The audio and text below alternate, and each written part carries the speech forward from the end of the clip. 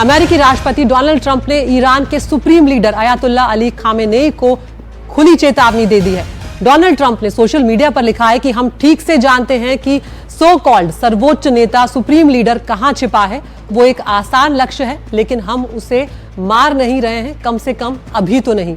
Trump आगे लिखते हैं कि हमारा धैर्य खत्म होता जा रहा है। उन्होंने दूसरे पोस्ट में बड़े अक्षरों में लिखा अनकंडीशनल सरेंडर, यानी कि बिना शर्त सरेंडर करने की बात उन्होंने कही है। तो अमेरिका यहां पर सीधे तौर पर चाहता है कि सुप्रीम लीडर बिना किसी कंडीशन के समर्पण कर दे।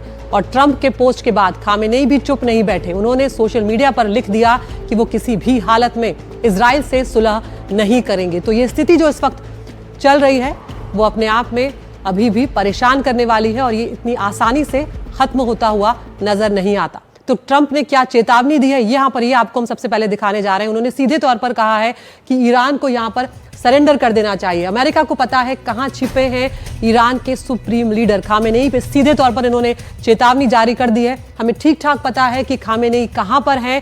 ये डोनाल्ड ट्रंप ने सोशल मीडिया पर लिखा। साथ ही उन्होंने लिखा कि फिलहाल हम खामेनेई को नहीं मारने वाले हैं, फिलहाल हम उन्हें मारना नहीं चाहते हैं, लेकिन ईरान के आसमान पर अमेरिका का पूर्ण नियंत्रण है।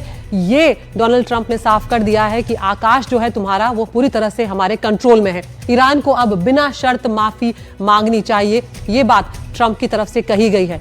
लेकिन यहां पर ट्रंप की धमकी के बाद खामेनेई जो हैं वो भी चुप नहीं बैठे। उन्होंने भी एक तरह से सोशल मीडिया पर ही इसका जवाब दिया है। उनके जवाब से ये साफ हो गया है कि फिलहाल तो ईरान पीछे हटने को बिल्कुल भी तैयार नहीं है। तो यहां पर आपको बताते चलते हैं कि ट्रंप की धमकी के बाद खामेनेई का जवाब क्या है। इजराइल से सुलह नहीं होगी, ये बात खामेनेई ने साफ कर दी है। युद्ध शुरू हो गया है, ये उन्होंने यहां पर कहा है। और ये भी कहा है कि आतंकी इजराइल को हम जवाब देकर यहां पर रहेंगे। उन्होंने कहा है इजराइल को सीधे तौर पर आतंकी देश बताया है खामेनेई ने, और कहा है उसे जवाब देंगे और इजराइल पर कोई भी दया नहीं की जाएगी।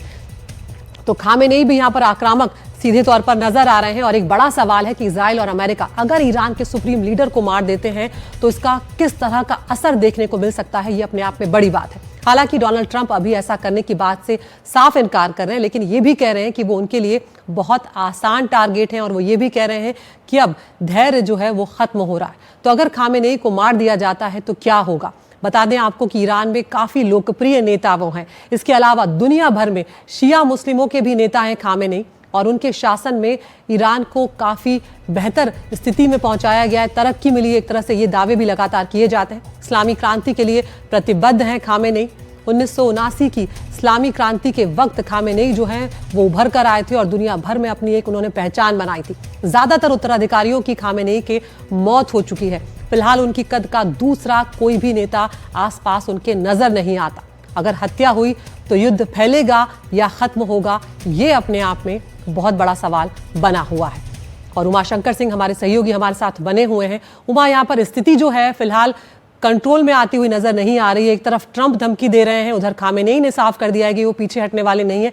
तो उमा, इसका मतलब है ये युद्ध फिलहाल रुकता हुआ नजर नहीं आता? बिल्कुल, ये युद्ध जो है वो रुकता हुआ नजर नहीं आ रहा। देखिए, G7 बैठक से पहले ही डोनाल्ड ट्रंप ये कहकर निकल गए कि उनको एक जरूरी काम से जाना है। उसके बाद अमेरिका में उन्होंने नेशनल सिक्योरिटी काउंसिल की बैठक में हिस्सा लिया, और उसके बाद से ही खासतौर पे इजरायली मीडिया में इस बात को लेकर काफी चर्चा है। रिपोर्ट की जा रही है कि अमेरिका जो है सीधे तौर पर ईरान के साथ युद्ध में जो है वो उतरेगा, और जो फॉर्डो जैसा जो न्यूक्लियर साइट है उसको निशाना बनाएगा इजराइल के हमलों में शामिल होकर। अगर ऐसा होता है तो जाहिर सी बात है कि जो ईरान है वो भी चुप नहीं बैठेगा। और उसने जो रिपोर्ट आ रही है उसके मुताबिक जो होर्मुज भूमध्य सागर का जो क्षेत्र है वहां पर उन्होंने सुरंगें बिछाने की बात की है, और साथ ही अमेरिकी ठिकानों पर जो कि मध्य पूर्व में ठिकाने हैं उस पर हमले की बात की है। तो अगर ये सब कुछ होता है तो युद्ध रुकने की बजाय और ज्यादा फैलेगा। मध्यस्थता की जो कोई भी कोशिश, जितनी भी कोशिश अभी हो रही है, वो रंग लाती नजर तो फिलहाल नहीं आ रही है।